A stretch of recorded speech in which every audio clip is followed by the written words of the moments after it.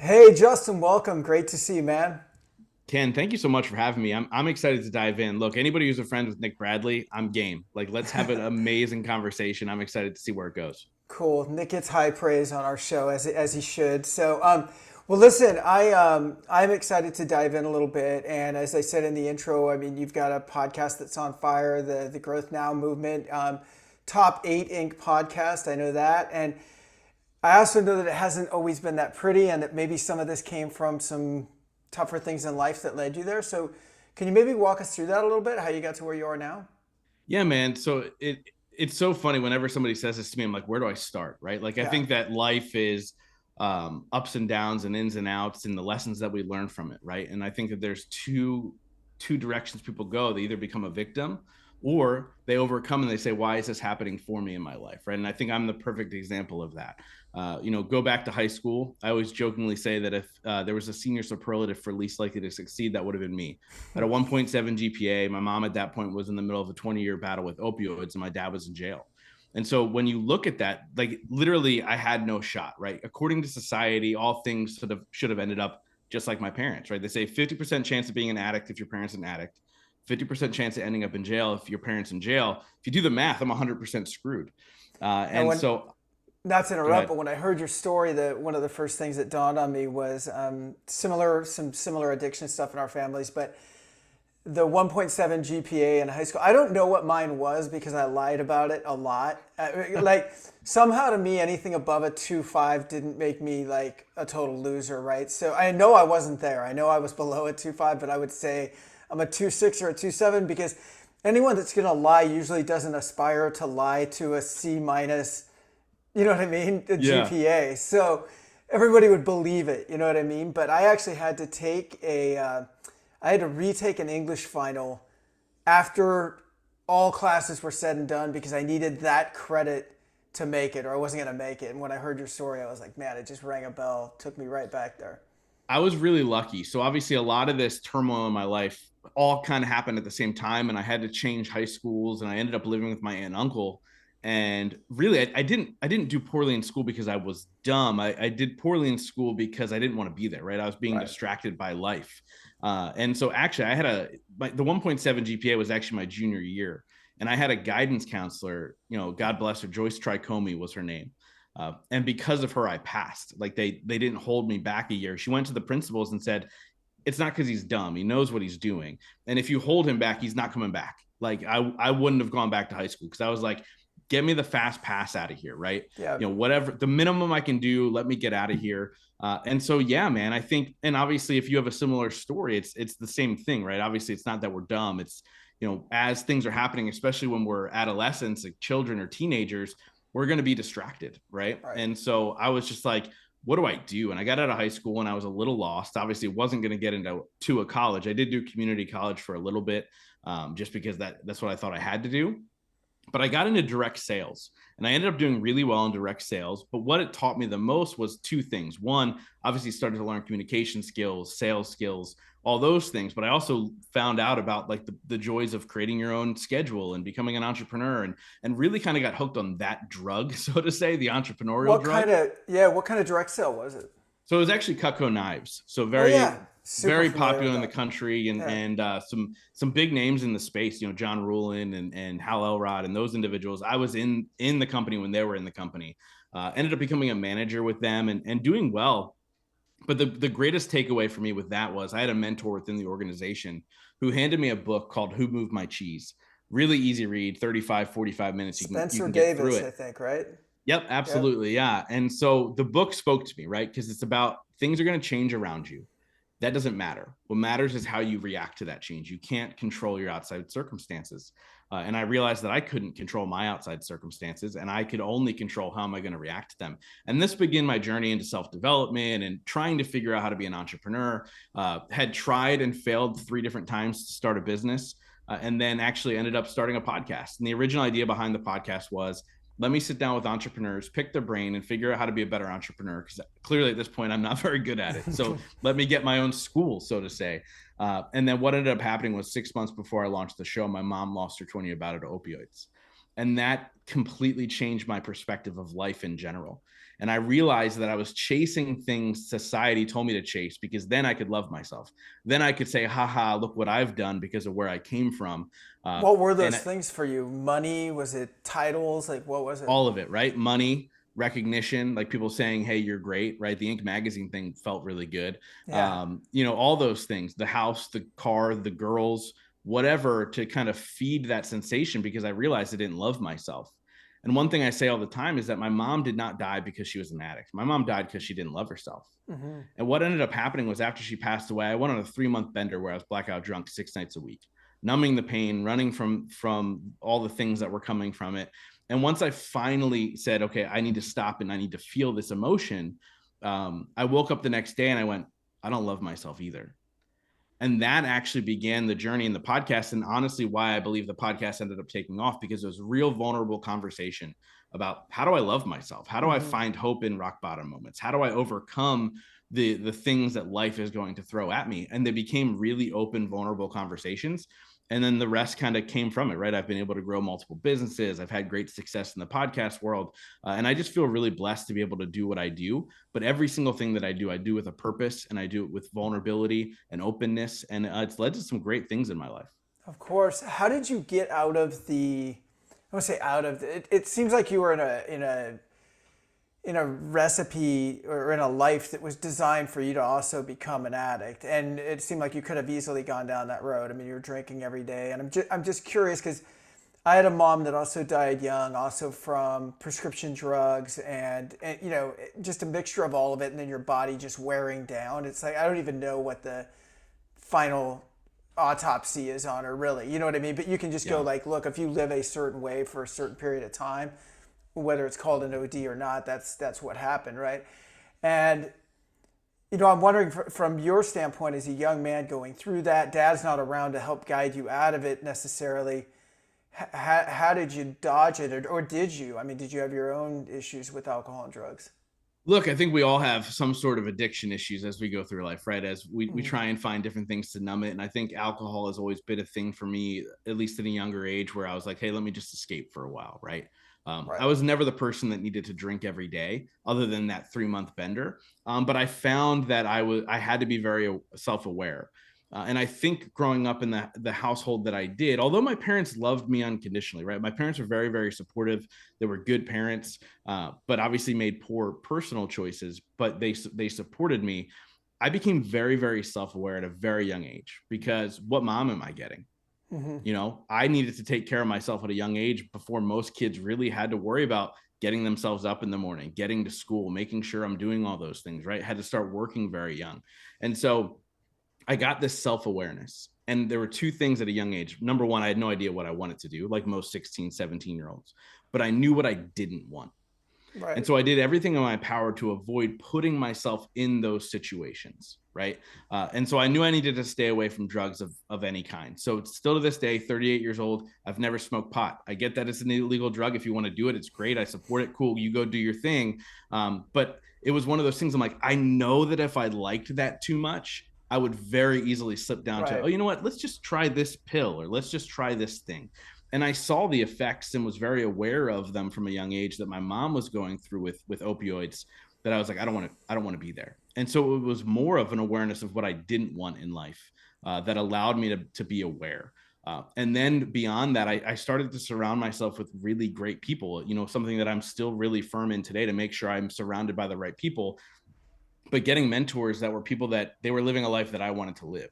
Right. Mm-hmm. And so how do I spend time with them? How do I pick their brains? How do I create a friendship with them? And so I did that at a very young age as well. And that was a great, great tool for me to go, hey, yeah, at home, it might be a little rough at times, but I can go, get away and surround myself with people who are making smart choices, who are driven, who are motivated, who are trying to better themselves. And so I think just starting with the self-awareness, and then the second thing, finding the people who understood that, that was the game changer for me at a young age. And then continuing that model over and over and over again, right? And as you level up, and I'm sure you know this, as you level up, those circles level up, right? And you start to Completely. surround yourself with different people, and continue that growth. Hence the Growth Now movement. It's really about continuous growth through life until the day you die, because there is no end result. We don't have the, oh, I've arrived. No, I And think the so, secret weapon for those that are into growth is, that you're always going to be growing, right? I heard, I don't know if it was Tony Robbins or somebody like that, that said, when someone said, I'm going to be in your spot next year. And it's like, great, I'm not going to be here anymore, right? I'm going to be doing something else. I'm curious on the parent thing, because again, so many similarities here between our upbringing. And when you talked about you knew what you didn't want, I remember having that conversation with myself all the time and at a very young age. Like I remember almost as far back as I can remember being alive. I wow. can remember going like, that's not the way to parent. It sounds weird, but I think maybe you can relate. I remember being like 6 years old and going, when I have kids, it's not going to be like this, right? It's going to be different. Did you have that? I mean, was it when you talk about that, when you say you know what you didn't want, was it something similar to that? And what did you envision for yourself when you were younger? Yeah, I think so. So two things. One, my parents were really good parents. I mean, obviously, my mom's addiction didn't get really bad until I was about 16. Yeah. It started when I was 12. And the reason I might have been 11, but the reason we know it was at 12, and I haven't shared this on many podcasts, maybe once or twice, and as I tell my story, but my mom worked in a pharmacy. Okay. When you're addicted to opioids, a pharmacy is It's a your problem. best friend and your worst Yeah. nightmare, right? So she ended up obviously getting arrested while working in the pharmacy. She spent a night in jail, and then ended up forced to go to rehab. And I remember going to Alateen as a kid and all those things, but it didn't get bad till I was kind of old enough to already take care of myself, right? Like I didn't see the slurred speech, I didn't see the sleeping really late, I didn't see those things that come with addiction until I was old enough to be like, okay, I can handle myself, right? 16 is kind of that age where you're like, I don't need you to handle me anyway. Right. Right. And so it was a little bit different. But what I meant by, I know what I didn't want was my parents would struggle month to month for money, right? My Yeah. parents would struggle to make ends meet. They couldn't do the things they always wanted to do. I remember at a young age asking my mom for certain things, and she goes, I wish I could, but I just can't. Sure. And so I think that there was a factor of stability more than anything else. Like I didn't dream of mansions as a kid. I didn't dream of like brand new cars. That was never my thing, but I dreamed of stability, right? Yeah. To not worry. And if I wanted to do something, I could do something. And so I just knew that I didn't want that struggle. And I think my mom's addiction, you're making me think, like this is all off the cuff right now. It was a Oh, great cool. question how you formed it. But I think watching my mom go through her addiction, it was me going, I don't want the struggle. Yeah. I don't want the struggle she had, because my mom was the most loving, caring, non-judgmental person on the planet, and she just couldn't figure out how to look at herself that way. And so how do I not struggle the way she did, internally, externally, and everything else in between? And so that was really always my mission, right? How do I create that? And when you're 19, 20, you think the answer is go make millions of dollars. And so that was my driving force. But as I got older and realized life is so much more, that's when it became more self-development, more internal work for myself. And then and the fun part about that is, if people are listening to this, you do the internal work, the external takes care of itself. For sure. Money begins to chase you. The opportunities begin to chase you after you do that work. It's so.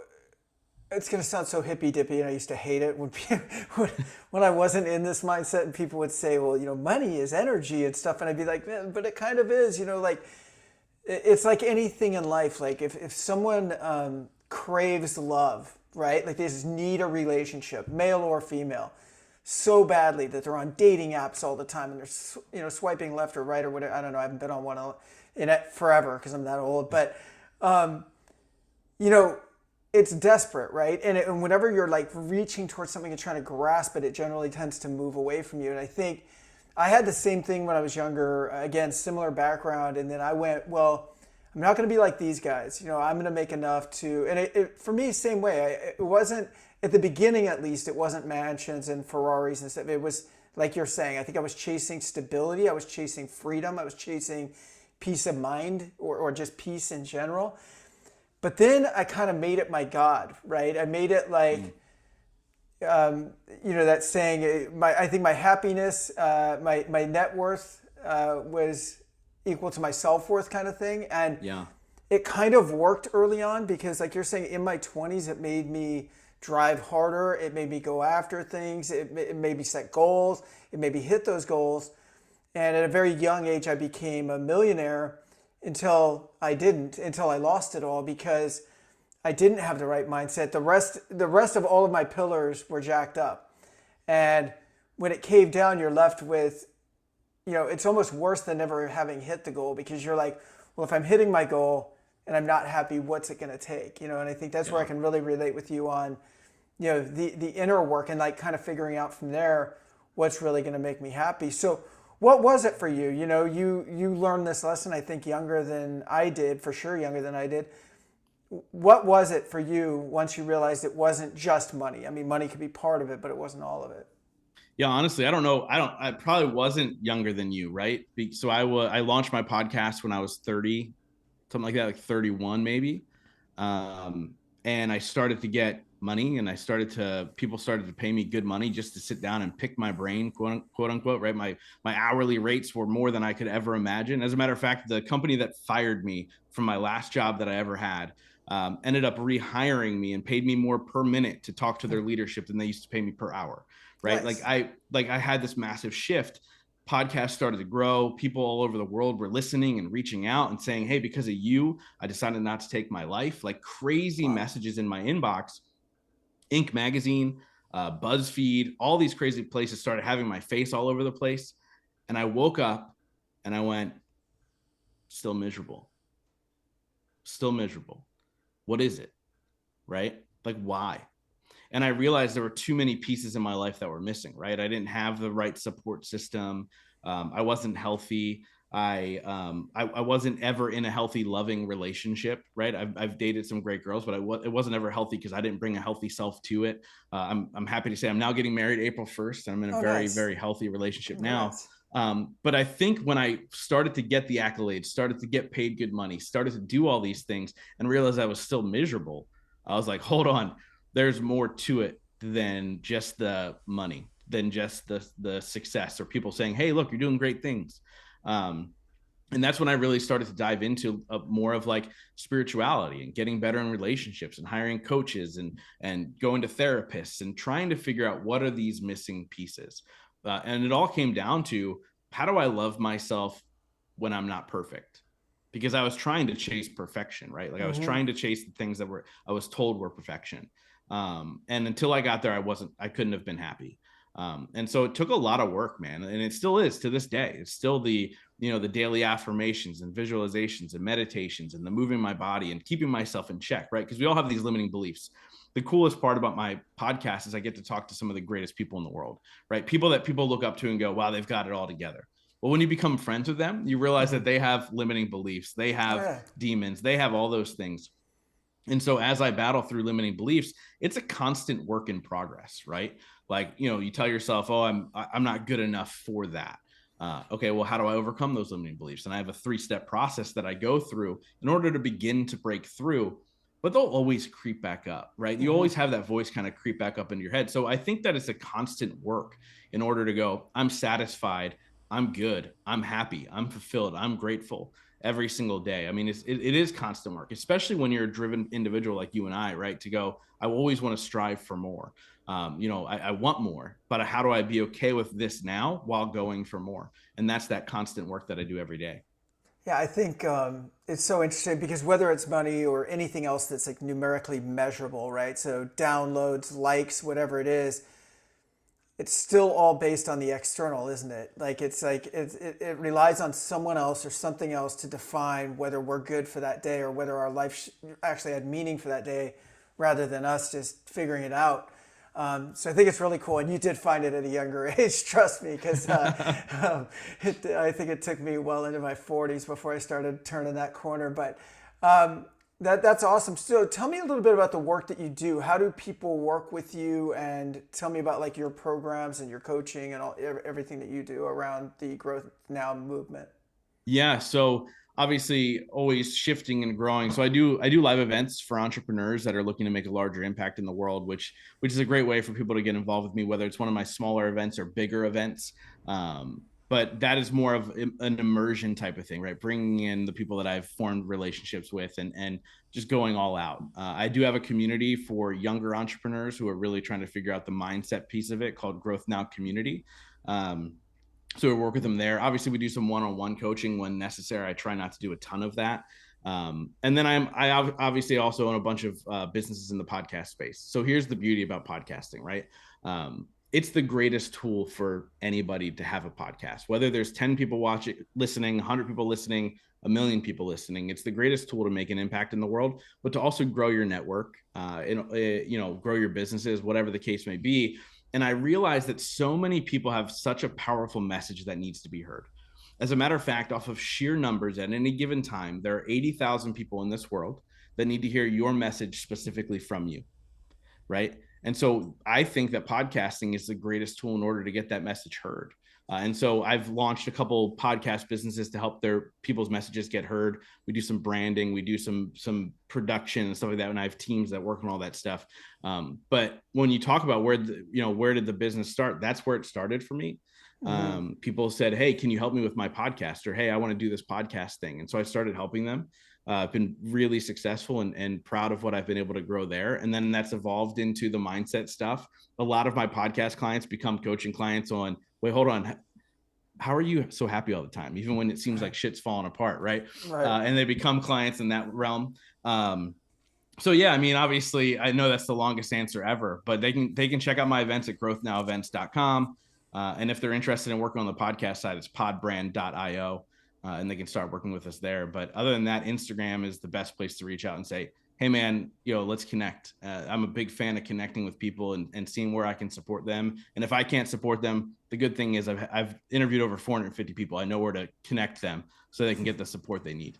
Yeah, well, that's very cool. And I've got a few more questions for you, if it's okay. Just some For sure, kind yeah, of of course. fire. Yeah, and one thing I heard you talking about, you talked about it here, that you started your podcast in a way to help yourself, right? Like, who can I talk to about, I failed in business before. Who can I talk to? Who can help me kind of figure life out a little bit? And for me, I launched this not very long ago, a few months ago, and our business is in talent acquisition, mainly in leadership, and but I also do some things in personal development. I'm a Tony Robbins trainer and things like that. I was like, why don't we marry the two together, because it's going to help our business, right? Just from a credibility standpoint.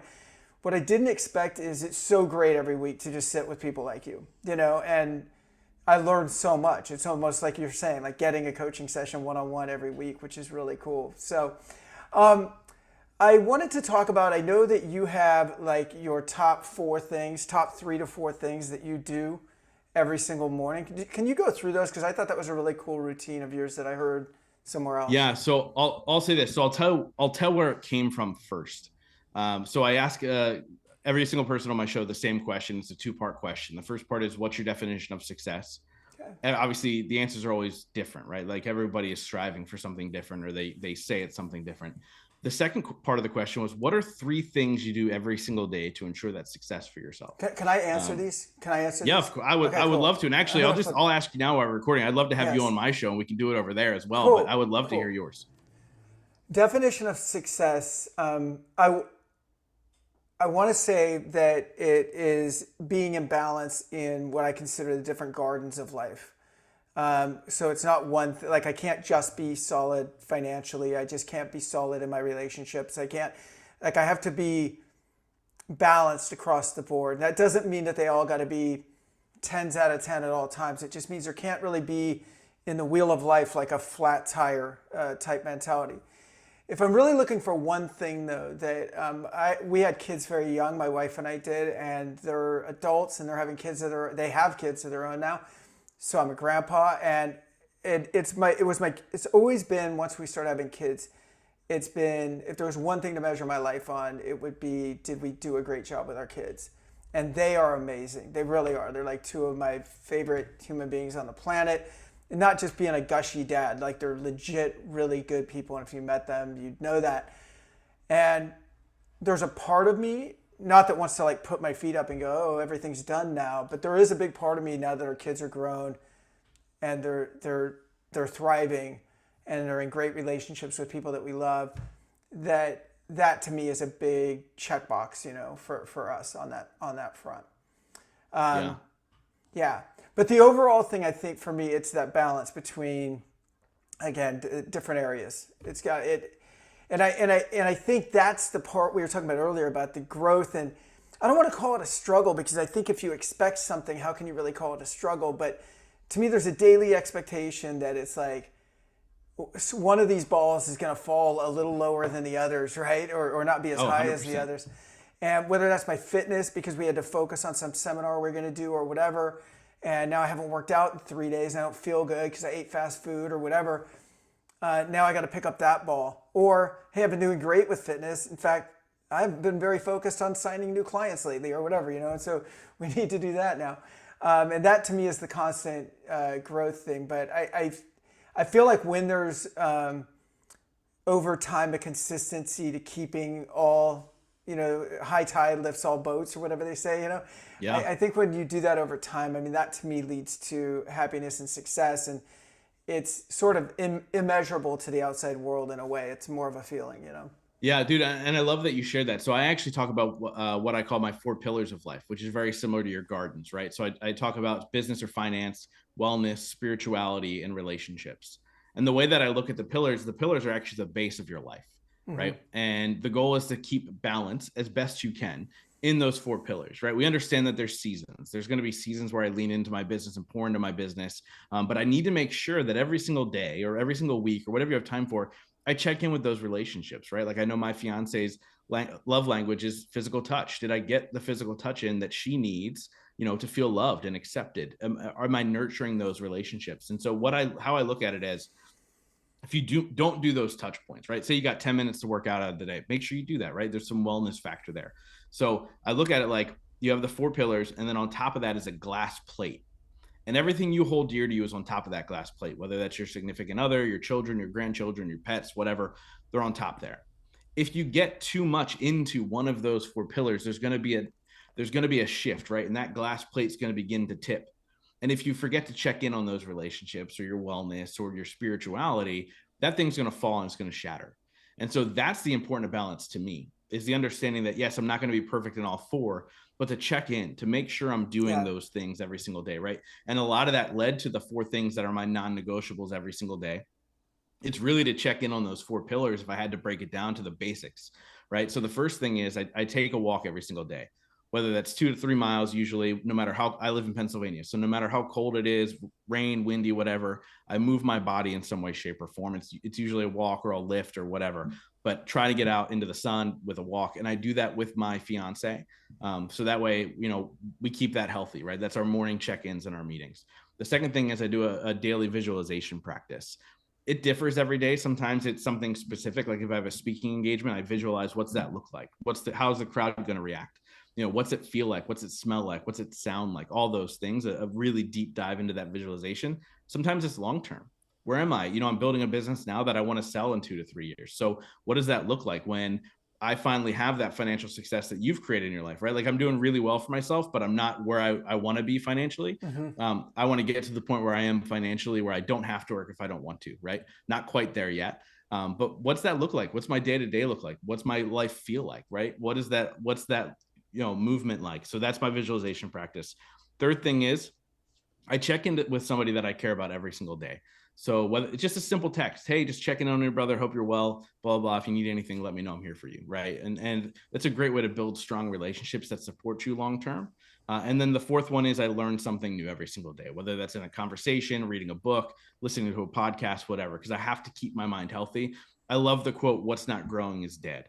And the easiest way for us to grow, coming from the 1.7 GPA guy, is to learn something new. And so those 4 things I do non-negotiables every single day. It's not necessarily a morning routine. It's just I make sure I get them done. And that way, when my head hits the pillow at night, I go, did I at least do those 4 things to keep balance and sanity in my life? If the answer is yes, I win the day. And so those are my 4 things. Yeah, I think that's amazing. I really like to check in on someone.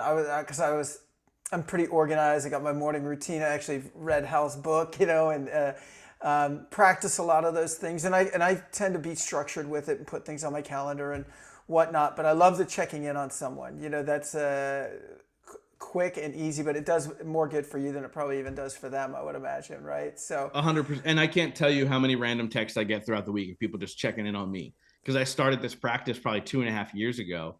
Of every day, like, hey, just, hope you're well, blah, blah. Sometimes it's just, I see they post something on Facebook and I'll shoot them a message on there. Hey, I saw this. It was really great. Hope you're well. Let me know how I can support you, whatever. Right. And it has nothing other than, hey, I want to let you know that I'm there for you. It's not about, hey, how do I strengthen this connection so I can make money? How do I strengthen so I can sell them something? It has nothing to do with any of that stuff. It's just people I really care about. And I want to let them know that. Right. And it's funny. So I have a funny story really quick, if you don't mind me sharing. Oh yeah, of course. About Hal Elrod and his Miracle Morning. So I told you I sold Cutco knives because I did well and I would speak at some of their national conferences. I would get invited to like the leadership calls that were like at the national level, and Hal was running one of them. And I thought it was another call of how do we sell more knives? Because Hal was like the legend back then, right? We would use closes that he wrote, everything. And so I got on this call. I'm like, here we go, another one, blah, blah. And he goes, I want to share with you guys a routine that I have every single morning that sets me up for success in my day. And he goes, I wake up at 4 a.m. And my 19-year-old self went, click, and hung up the phone. It was the first ever call introducing the Miracle Morning before the Miracle Morning was called the Miracle Morning. And I was on it and I hung up on it. So that's my big win. I was like, all right, here we go. Have you ever told him that? I did. Yeah. So I ran a mastermind a couple of years ago and he came in as a guest mentor. And I was able to like say, look, dude, here's a great story. He thought it was hilarious. That is hilarious. 4 a.m. and you're just like, yeah, sorry. It might be good, but I'm not subscribing to that at all. That's right. By the way, I'm now 38 years old and I still do not subscribe to that. The 4 a.m. part. Yeah. There's a guy named Craig Ballantyne. He wrote the Perfect Week Formula. He talks about this all the time. He wakes up really, really early in the morning. He's like, but it's become a big contest of who wakes up so early. He goes, what matters is the productivity and the hours that you're awake, right? So his best friend's Joel Freeman, who's built multiple successful 9-figure businesses. And sometimes he would stay at his house. And he's like, I would be waking up at 3 a.m. and he'd be going to bed at 3 a.m. He's like, we're both successful. We're both healthy. We both have great relationships, right? All the things. He's like, so it just matters of like the balance. So it's an interesting thing. And I respect the early mornings. I just can't get behind them. It's a tough one. Yeah. I still get up at 6 a.m. though. That's decent. That's not bad. Yeah. I heard you talk before, but you had some rules around spirituality too. And before we close out, I did want to touch on those because I thought it was really cool. And I remember jotting it down. And can you expand on that a little bit? Yeah. So the question was, how do I define spirituality when I was coming up with these pillars and really diving into my spiritual side of life? Like, what does this all mean? And so I grew up in the church. My grandfather was a pastor. He actually at one point ran all the Methodist churches in New Jersey. So grew up in the church. And so at first I thought spirituality was religion, like when I was a kid, right? Like those two were married. So when I said spirituality for a long time, I felt like people were turned off by it. And now we're going back 4 or 5 years ago when I started to kind of really formulate some of these things. I think spirituality is much more widely accepted now due to podcasts really than it was 4, 5, 6 years ago. But with that being said, spirituality to me is there's 2 rules to it. Number one, we have to admit that there's something greater than us. For me, it's God, right? It could be Allah, it could be source, it could be Mother Nature, it could be energy, whatever you want to call it. There's something greater than you. Like you didn't create all this, right? So that's the first thing. The second thing is the acceptance that at the end of the day, we're all energy, right? And we can break that down to science. Protons, neutrons, electrons, that's what we're made of, atoms. So we are energy, literally vibrating. And so it's our goal in spirituality to make sure that the energy around us is flowing with us instead of against us. And so how do we do that, right? We do that through meditation. We do that through living true to who we are, right? Not straying from our core values. And you do those things and the energy starts to flow with you. And then that's the whole idea that, hey, money's energy, right? So if you're flowing with that energy, everything that you need to provide for you, your family, your loved one is going to flow with you. So spirituality is a massive key to so many great successes in those other pillars that we just talked about. Because if you're not in alignment, the universe, whatever you want to call it, is going to push back against you. And it's going to be more and more difficult to get to the next level, the next phase, the next step that you're trying to make. Totally. And I think even going to your point of one of your daily things is reaching out to someone, checking in on someone. Remember there's a point during the pandemic, I'm not super proud of this, but I'll just say it anyway, where everything on social media was going bananas, right? Around politics, around the pandemic itself, around everything, the election. And I would take the time every day, almost as a ritual, because I thought I needed to do this, to not to fight with people, but to disconnect with people. To just be like, this guy believes this way, what an idiot. And I got in this mode where I would seek it out a little bit. So I would spend a few minutes of my day every day finding out what was wrong with people and why I shouldn't be connected, instead of what you're talking about here, which, and I eventually recognized that that was not a healthy long-term practice, and I just got off social media, or got off that practice at least of social media. But then flip it a little bit and go, well, maybe I could spend 15 minutes a day just looking for old friends or business acquaintance or relatives or anybody, and just giving them a thumbs up, or just high-fiving them, or just checking in. And what does that do energetically? What do those two things do in terms of opportunity, in terms of just there's a legitimate actual number of opportunities you would get from that. But then there's the mindset, I think, that also comes with that way of thinking that completely changes the game, Yeah, no, and I love that you said that, right? What you focus on, you get more of. Like, that's the reality. So if you're focusing on the negative things in your friends, you're going to realize I've got no friends that aren't crazy, right? And so for me, actually, what COVID, I'm so glad you brought this up, because obviously there was so much divisiveness through COVID, right? Mask, no mask, vaccine, no vaccine, right, left, doesn't, it's divide, divide, divide, divide, divide. And I was part of that division at one point, where I would kind of share my thoughts, and whatever side you were on, it doesn't matter. But the greatest lesson that I learned from COVID, thinking back and looking back over the last, it still happens to this day. People judge and think certain things, but it was acceptance. It was acceptance of, okay, you feel that way. Great. I'm not going to judge you for that. Now, if you judge me for the way that I think, the way that I feel, then I'm going to make a decision to cut you out of my life, because now that you're bringing that negative energy to me. Just because we disagree doesn't mean we need to bring that divisiveness and that all those things. And so I actually did, like, it's crazy. I disassociated from either side of the politics. Wherever I came from, I disassociated with. I very much became down the middle. And it was really a part of that realization that I was getting sucked into the negative, similar to you, of getting pissed off if somebody disagreed with me, if they go, no, you're an idiot, right? Like, whatever the case may be. And so I'm glad you shared that, because I get to share that too. Like, I was very much the same, but my greatest lesson was just acceptance. Like, cool, you feel that way, we might disagree, but that's fine with me. It doesn't bother me. Yeah, I mean, at some point, it's been over the last few years, but at some point, everything's become black and white, one side or the other. There's very few centrists anymore. There's very few middle of the roads. You used to hear about a middle of the road Republican or a right-leaning Democrat or whatever, or a fiscal Democrat. And like, you don't really even hear those terms anymore. It's just like this camp or that camp, and you're either on board or you're not. And it can be politics, or it could be the vaccine, or it could be like anything else. And then on top of that, I think social media has given all of us a voice.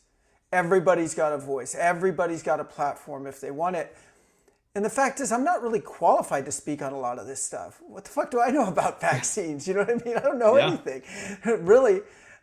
So anyway, it's interesting that we've gotten there. I love your philosophies on life. It's no wonder that things are going so well for you. And I really appreciate you being here. And yeah, such a great talk, and so good to finally meet you. Dude, Ken, thank you so much, man. I thoroughly enjoyed this conversation. I feel like we could go down so many rabbit holes with the directions that we went into. Yeah. And again, like, the offer stands, and I'm sure we'll talk about this after we're done recording, but would love to have you on the show and talk about your journey, especially with so many similarities, and would love to dive into that as well. Anytime, sir. You got it. Great to see you. Have an awesome holiday season. Dude, thank you.